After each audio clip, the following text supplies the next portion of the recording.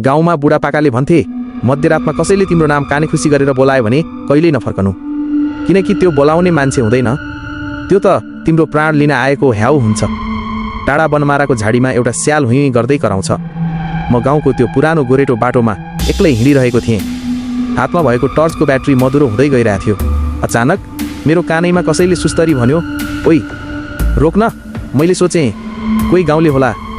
म टक्क रोकिएँ, तर पछाडि फर्केर हेर्दा त्यहाँ कोही थिएन, खाली कुहिरोले भरिएको अन्ध्यारो बाटो मात्र। म अलि छिटो हिँड्न थालेँ। फेरि त्यही आवाज आयो, तर यसपालि अलि नजिक। किन भागेको? मलाई चिनेनौ? मेरो शरीर पसिनाले निथुरक्क भयो। मैले टर्च बालेर यताउता हेरेँ। बाटोको छेउमा एउटा ठुलो वरको रुख थियो। टर्चको उज्यालो रुखको हाँगामा पर्ने बित्तिकै मेरो सातो गयो। त्यहाँ एउटी आइमाई उल्टो फर्केर झुन्डिरहेकी थिए। उसको कपाल भुइँसम्म लत्रिएको थियो र खुट्टाहरू पछाडि फर्किएका थिए। उसले बिस्तारै आफ्नो टाउको 180 डिग्री घुमाएर मतिर हेरी। उसको आँखा थिएनन्, खाली रगत बगिरहेका दुईवटा काला खाडल मात्र थिए। ऊ हाँस्न थाली। त्यो हाँसो मान्छेको जस्तो थिएन, हड्डी कपाउने मेसिनको जस्तो थियो। उसले भनी, तेरो टर्चको उज्यालो त निभ्यो, अब मेरो पालो। ठ्याक्कै त्यही बेला मेरो हातको टर्च निभ्यो। अन्ध्यारोमा मेरो गालामा कसैको चिसो र लामो नङ्ग्राले छोएको महसुस भयो।